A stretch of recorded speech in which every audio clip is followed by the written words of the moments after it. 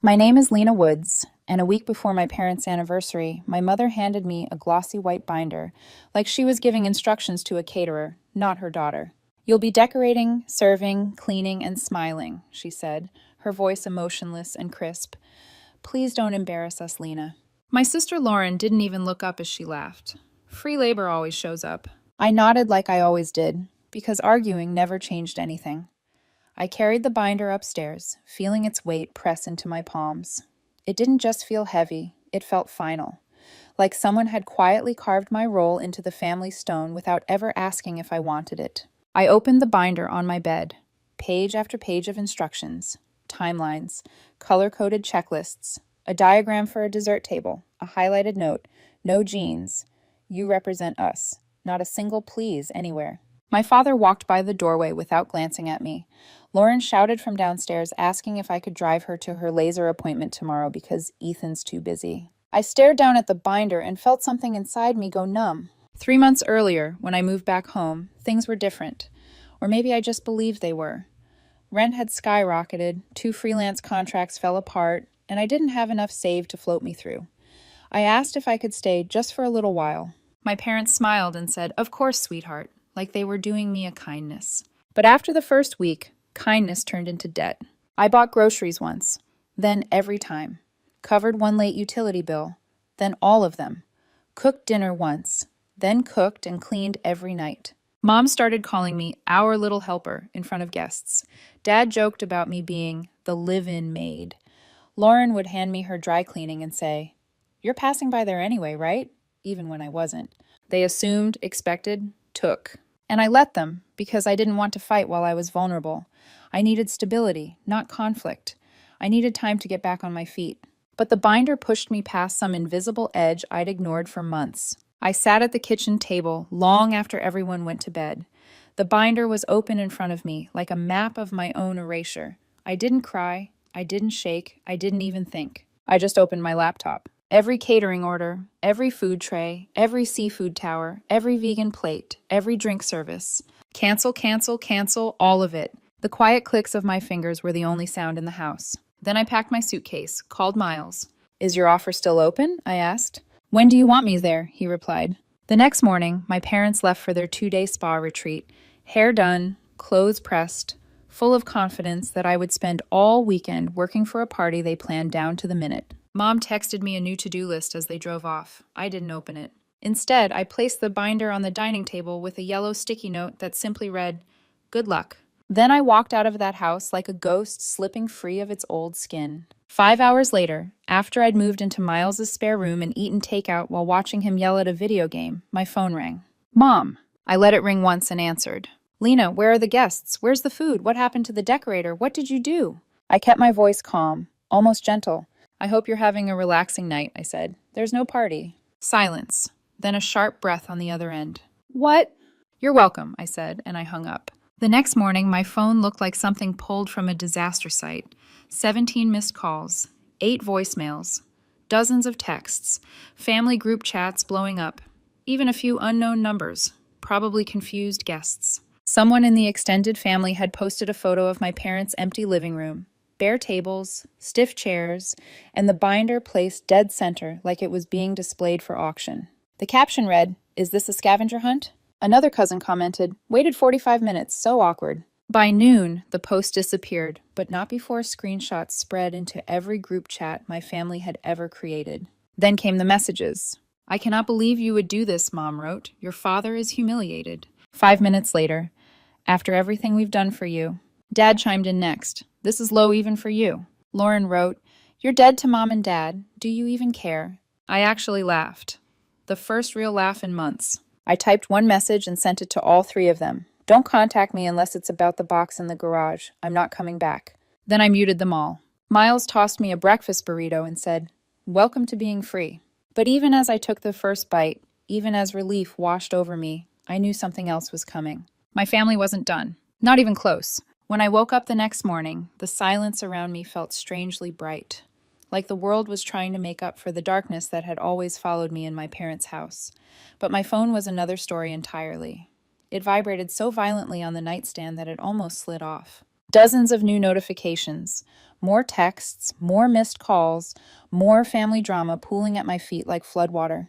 Lauren sent screenshots from Facebook messages. My cousins were confused, embarrassed, annoyed. One asked if the party was a joke or some weird performance art. The humiliation, from my parents' point of view, was enormous. And that's exactly why I expected what came next. But even I wasn't prepared for how far they'd go. I didn't respond. I cracked eggs, buttered toast, and listened to Miles rant at a racing game like the world wasn't burning behind me. I checked my emails on autopilot while sipping instant coffee. That was when I saw it. Subject line in all caps. "You owe us an apology." It was from my dad. I clicked the email because I already knew what was waiting inside, and I was right. The first paragraph read like a well-rehearsed monologue. "We gave you a place to stay. We put a roof over your head. We never asked for anything in return. We trusted you." Not a single mention of the utilities I paid, the groceries I stocked, the chores I completed. Just their version of generosity rewritten in dramatic italics. But the next lines made my stomach tighten. "If you do not return immediately and make this right, we will have no choice but to tell the family the truth about your condition." My condition? I froze. He went on. "You are not well, Lena. You refused help. You ran away from an intervention we tried to stage for you." An intervention? For refusing to be their live-in maid. It was almost funny in a cosmic, twisted way. I snorted out a laugh, loud enough that Miles looked up from the floor. "Good email?" he joked. "Oh, the best," I said, dropping my phone beside me.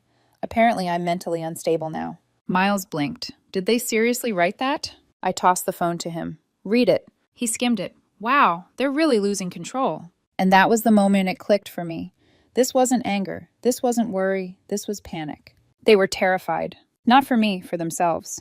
They needed their scapegoat, their workhorse, their good daughter who cleaned their floors and cooked their meals and swallowed her pride whenever they needed a convenient servant. Without me, they had no one left to load with guilt, no one to fetch dry cleaning or do housework, no one to absorb their emotional messes. I wasn't their daughter, I was a function. And I had stopped functioning. By noon, the blackmail escalated. Mom texted, "We supported you through every setback.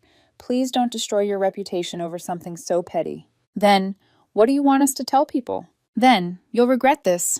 Maybe not now, but eventually." Eventually. Like a threat dressed as maternal concern. Lauren chimed in with a new screenshot. "Everyone thinks you've lost it," she wrote. "Are you happy?" I didn't answer. Not one of them. But they kept going. An hour later, Dad sent another email. This one with attached files. Receipts, screenshots, bank transfers. All of them were payments I had made to help them during the 3 months I lived there. He wrote under each screenshot, "This was your contribution. You chose to cover this. This was not a gift. You owe us reimbursement."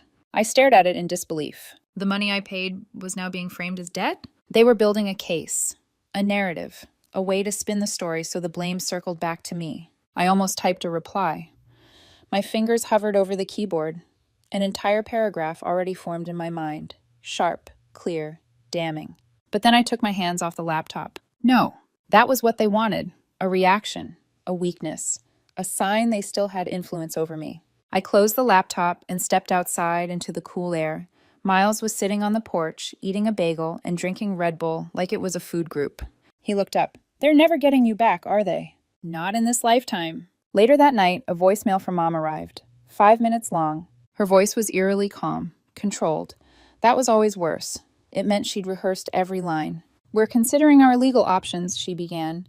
"If you refuse to return the money you owe us, we may involve a lawyer." "A lawyer? For what? For groceries, for utilities?"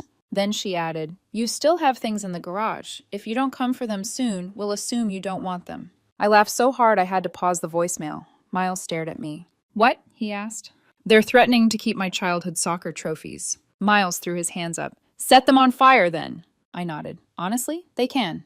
The next morning, they tried a new tactic. They showed up. Mom, Dad, Lauren, all three standing outside Miles's place, dressed like they were stopping by after brunch.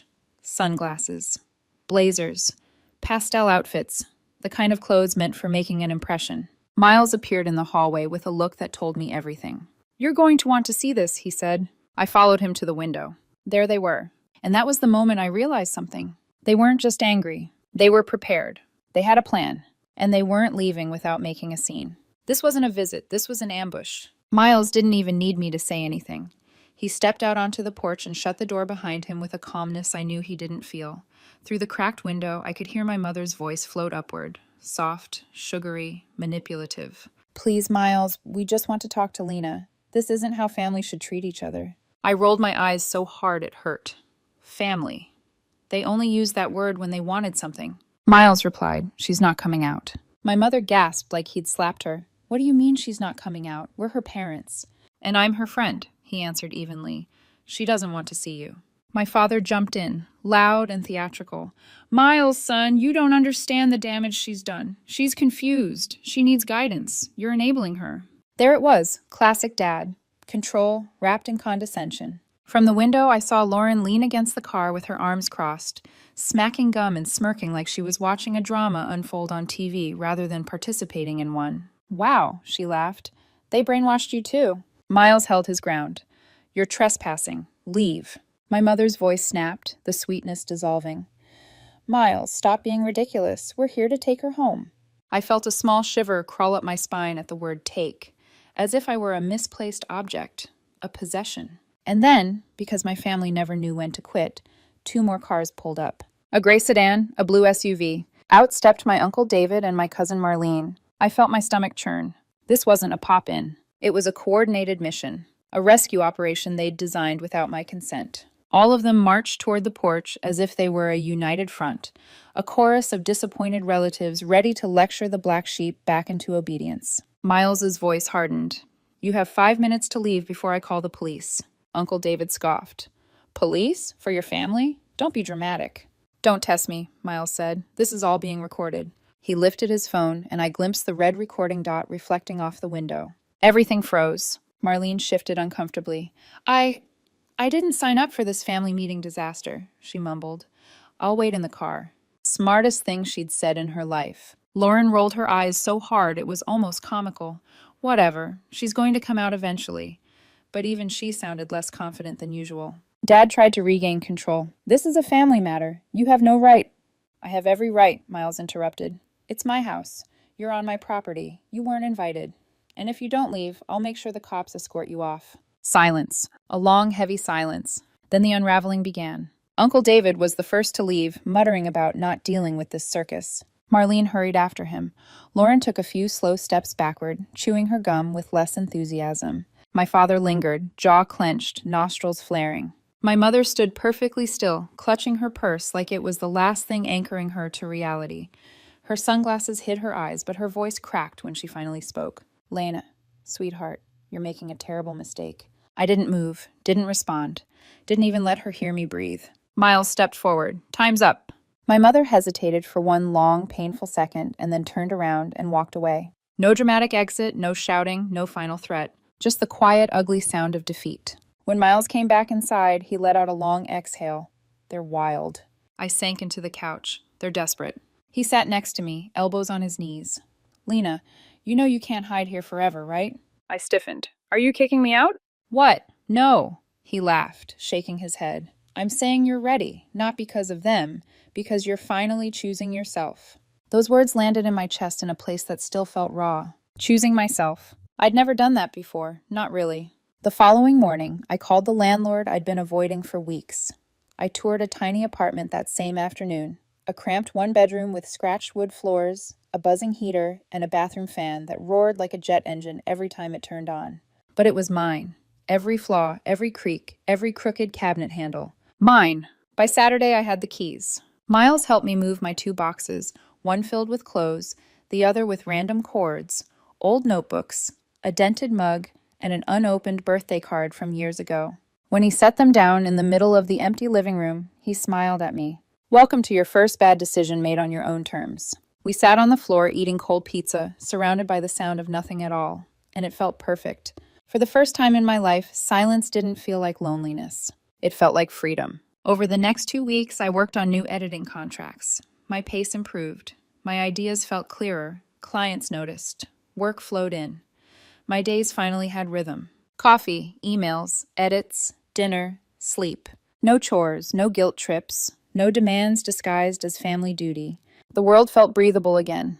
And then, just when I started to believe the quiet would last, One late night, my phone buzzed with a message from an unknown number. The preview on the screen was short, only 4 words. 4 words that made the hair on my arms rise. I know where you are.